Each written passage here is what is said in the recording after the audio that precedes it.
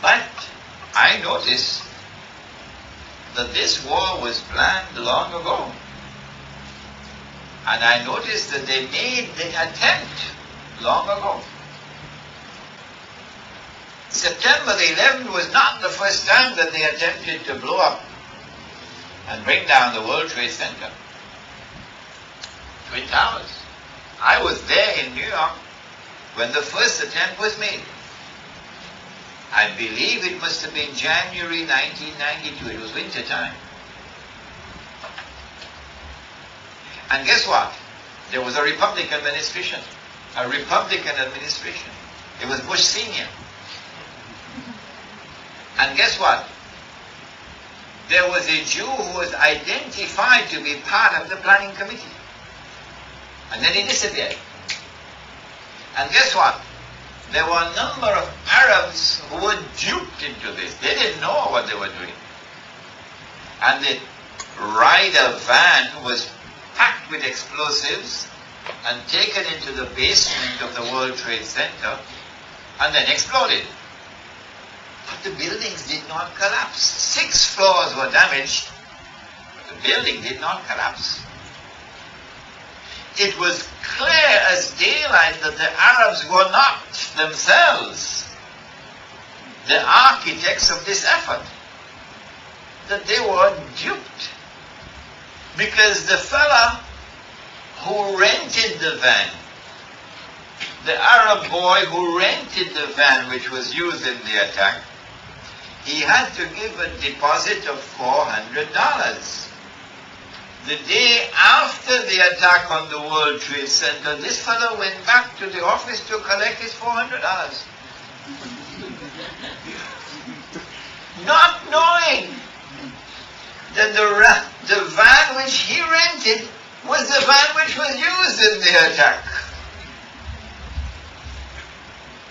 And so the same forces who attacked America on September the 11th, but this time they did a better job. Because they rigged the buildings with explosives all the way up. They rigged the buildings with explosives, you see?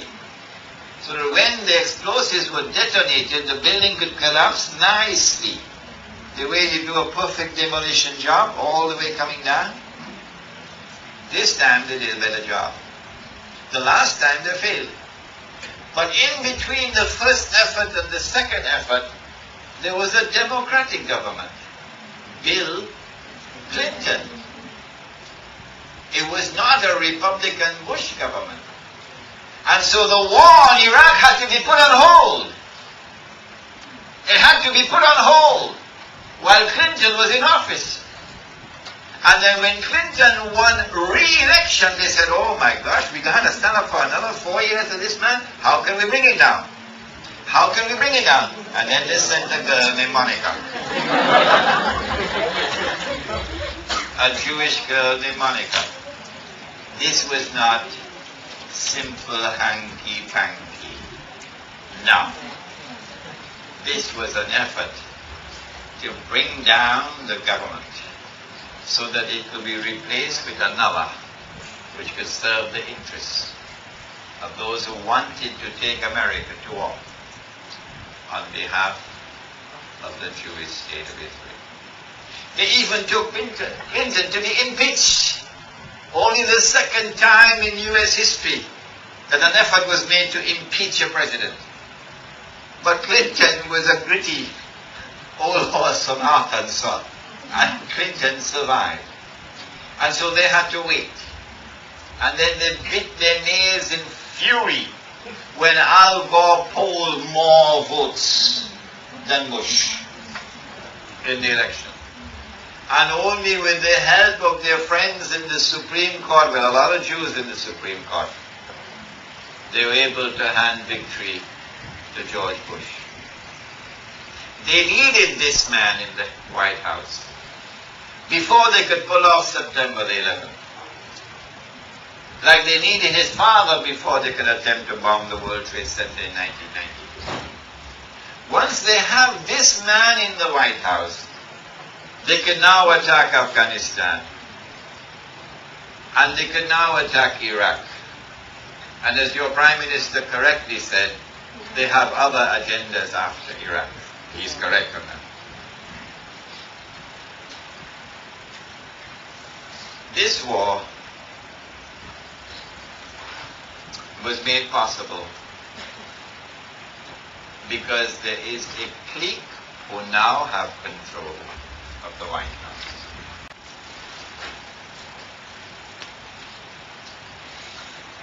In order to gain complete control over Mr. Bush, they had to have September 11th. Once the World Trade Centers collapsed, Bush was now putty in their hands.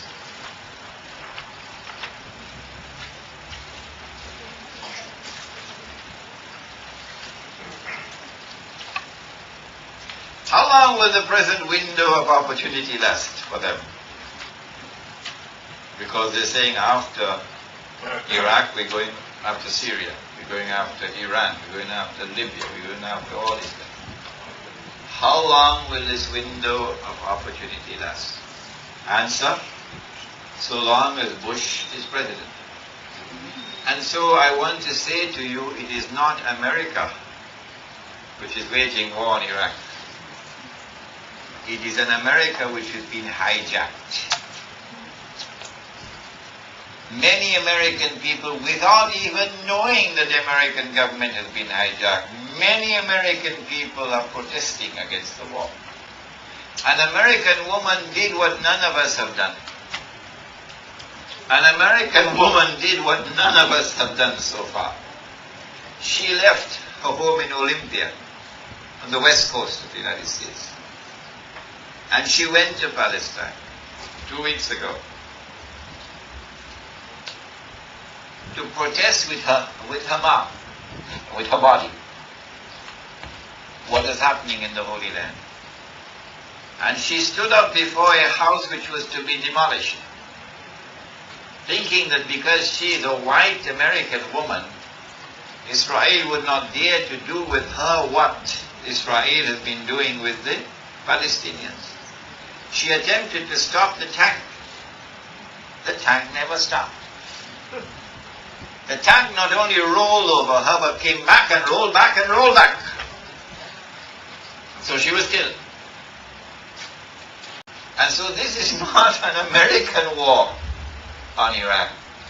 This is a war by a government of America which has been hijacked. A Bush Republican regime. The next elections are supposed to be in November of 2004, which is about 17, 18 months away.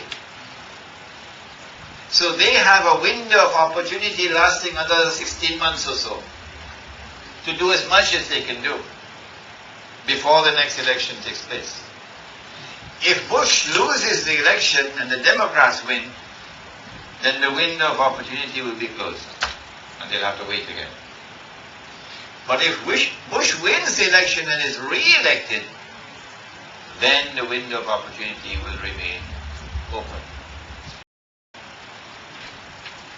Now then, why do they want the war on Iraq?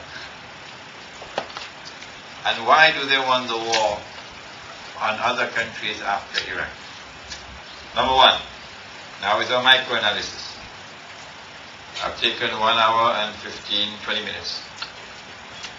Number one, to make the region safe for Israel.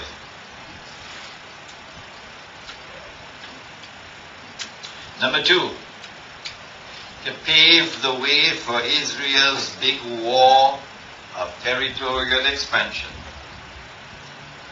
Number three, to take physical control of the oil so that that physical control could be passed on to Israel.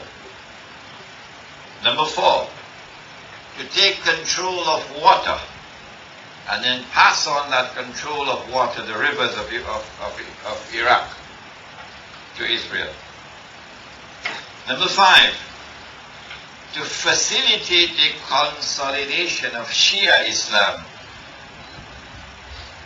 that is Shia Iran and a Shia government in Iraq, whether Iraq is one state or many states, and Shia Lebanon coming together in one greater Shia world, and then to foment rivalry and conflict between Sunni Islam and Shia Islam.